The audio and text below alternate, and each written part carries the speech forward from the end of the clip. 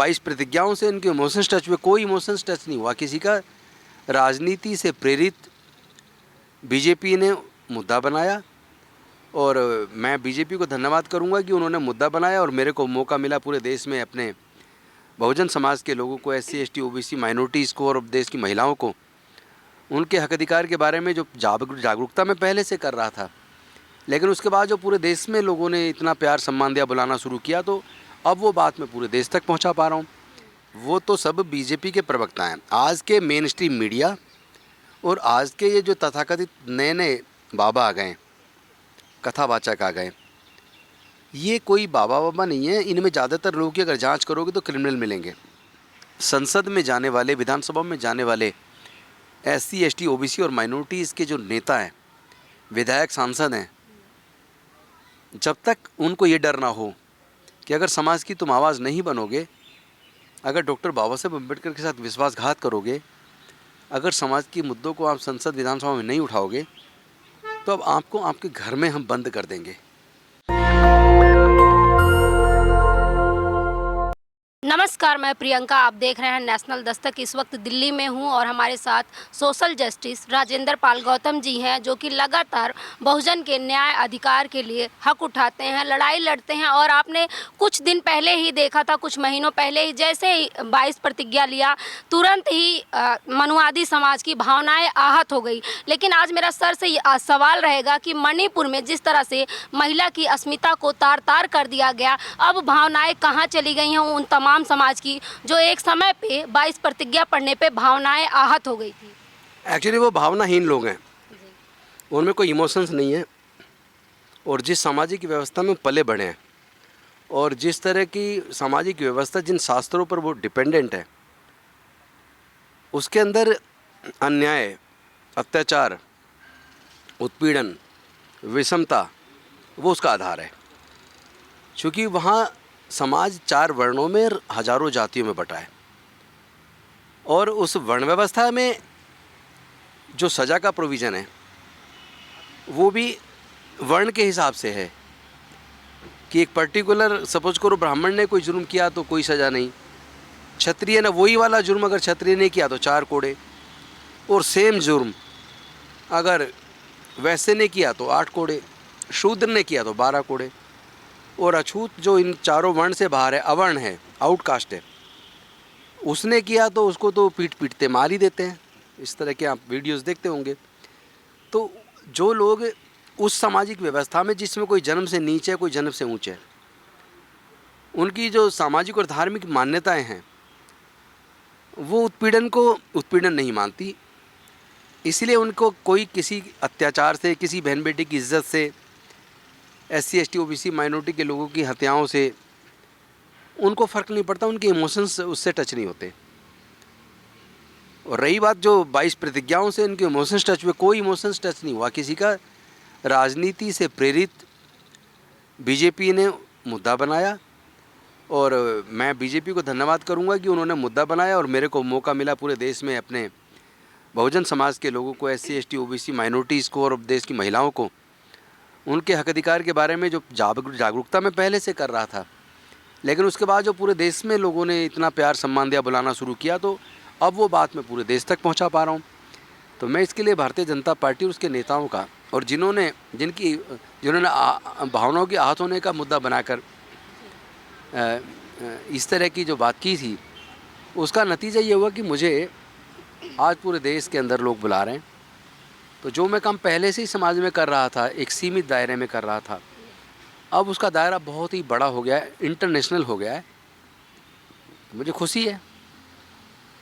तमाम वो बाबा जो हैं भारत के तथाकथित बाबा, उनकी भावनाएं आहत हो रही थी। कह रहे थे कि देवी देवताओं का अपमान किया राजेंद्र पाल गौतम जी ने 22 प्रतिज्ञाएं पढ़ के। लेकिन अब उनकी भावना कहाँ चली गई है, जब सरेआम मणिपुर में महिलाओं को, जबकि महिलाओं को वही बाबा देवी बताते हैं, चीरहरण कर लिया गया। नहीं, देखिए, वो बाबा कुछ नहीं है, वो तो सब बीजेपी के प्रवक्ता हैं। आज के मेन स्ट्रीम मीडिया और आज के ये जो तथाकथित नए नए बाबा आ गए, कथावाचक आ गए, ये कोई बाबा नहीं है। इनमें ज़्यादातर लोगों की अगर जांच करोगे तो क्रिमिनल मिलेंगे।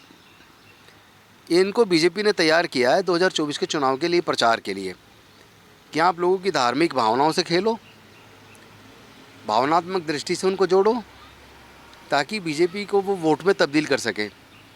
लेकिन मैं स्पष्ट कर दूं, देश के लोग समझदार हैं, देश के लोग सब देख रहे हैं किस तरह बहन बेटियों की इज्जत उतारी गई, और केंद्र की सरकार, देश के गृह मंत्री अमित शाह जी, देश के प्रधानमंत्री मोदी जी 77 दिन तक चुप्पी साधे रहे।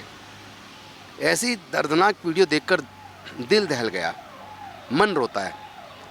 ऐसा लगता है जैसे बीजेपी चुनाव के लिए कुछ भी करवा सकती है। जैसे दिल्ली में 2020 में चुनाव में हारने के बाद इन्होंने उत्तरी पूर्वी दिल्ली में दंगे करा दिए, तो ये लोग कुछ भी कर सकते हैं। इनको इंसानियत से कुछ नहीं लेना देना, इनको न्याय से कुछ नहीं लेना देना। अगर लोगों को मरवाने से इनको राजनीतिक फ़ायदा होता है तो ये भी कर सकते हैं। तो मैं तो देश के लोगों से ये निवेदन करना चाहता हूँ कि आप लोग इंसान बने, वैज्ञानिक दृष्टिकोण अपनाएं, अंधविश्वास पाखंडवाद से दूर रहें, और इस तरह की घटना कोई भी करे, महिला के साथ उत्पीड़न की, दलित पिछड़े आदिवासी के साथ उत्पीड़न की, अल्पसंख्यक के साथ उत्पीड़न की, ये अमानवीय है। उसका विरोध बहुत मजबूती के साथ किया जाना चाहिए। और हम तो अपने जीवन के अंतिम सांस तक न्याय की लड़ाई लड़ेंगे, और ऐसी ताकतों को देश में किसी भी कीमत पर राजनीतिक रूप से भी सफल नहीं होने देंगे, जिन लोगों ने देश को ऐसे हालात में पहुंचा दिया जहां चारों तरफ अशांति का वातावरण है, चारों तरफ एक भय का वातावरण है, और भय पैदा करने वाले, टेरर क्रिएट करने वाले, भाषण देने वाले नेताओं को जिस भाजपा के लोग आगे बढ़ा रहे हैं, ऐसे लोगों को अब समय आ गया देश के लोग एक दरकिनार करें, और ऐसे लोगों को, इनकी जगह संसद या विधानसभा में नहीं है, ऐसे लोगों को तो समाज में भी कोई स्थान नहीं है।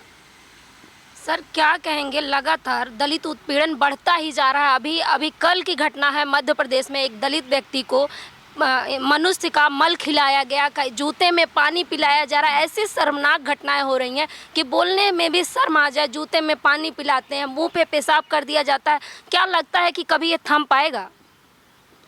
तब तक तो थमेगा नहीं जब तक SC ST OBC माइनॉरिटी के लोग एकजुट नहीं हो जाते, और तब तक भी नहीं थमेगा जब तक हमारे संसद में जाने वाले, विधानसभा में जाने वाले SC ST OBC और माइनॉरिटीज़ के जो नेता हैं, विधायक, सांसद हैं, जब तक उनको ये डर ना हो कि अगर समाज की तुम आवाज़ नहीं बनोगे, अगर डॉक्टर बाबा साहेब अम्बेडकर के साथ विश्वासघात करोगे, अगर समाज के मुद्दों को आप संसद विधानसभा में नहीं उठाओगे, तो अब आपको आपके घर में हम बंद कर देंगे। आपको हम फिर से संसद में नहीं जाने देंगे, विधानसभा में नहीं जाने देंगे। जब तक समाज ये तय नहीं कर लेता, तब तक तो कम से कम मुझे नहीं लगता कि इस तरह की उत्पीड़न की घटनाएं रुकेंगी।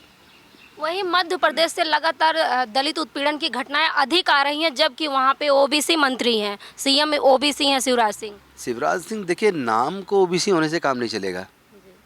उसके अंदर विचारधारा होनी चाहिए, उसके अंदर न्याय करने की भावना भी होनी चाहिए और क्षमता भी होनी चाहिए।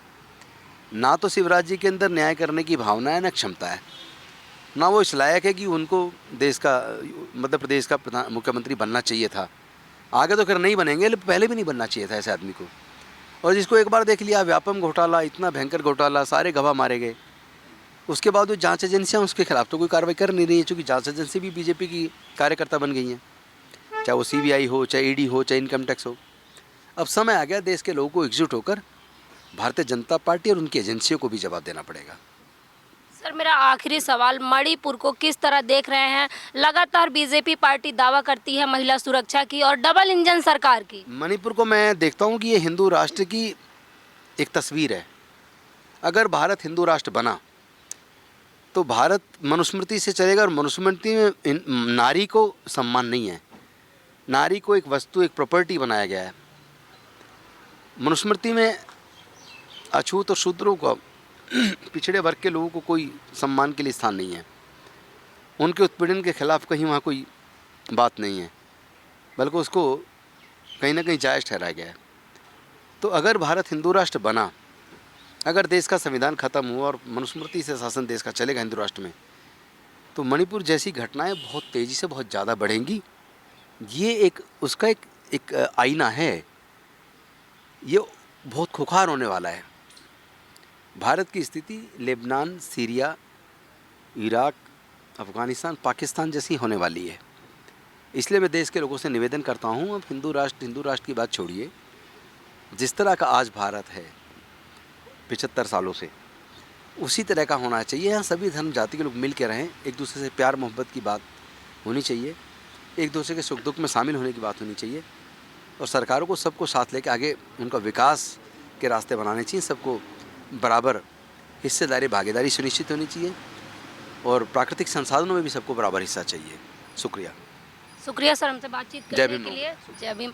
तो देख सकते हैं राजेंद्र पाल गौतम जी थे जो सोशल जस्टिस की लगातार मांग करते हैं और बहुजन मुद्दे पे लगातार धरातल पे भी उतरते हैं, ना कि आम नेताओं की तरह कि एक ट्वीट से काम चला लें। इस खबर पे आपकी क्या राय है हमें कमेंट बॉक्स में ज़रूर बताएं। कैमरा पर्सन आशीष के साथ मैं प्रियंका, नेशनल दस्तक दिल्ली। नेशनल दस्तक की आपसे गुजारिश है कि अगर इसको बचाना चाहते हैं तो नेशनल दस्तक को सब्सक्राइब करने के लिए रेड कलर के सब्सक्राइब बटन को दबाएं, फिर बेल आइकन की घंटी दबाएं। नेशनल दस्तक को बचाने के लिए बहुत जरूरी है कि हर खबर को शेयर करें, लाइक करें, कमेंट जरूर करें।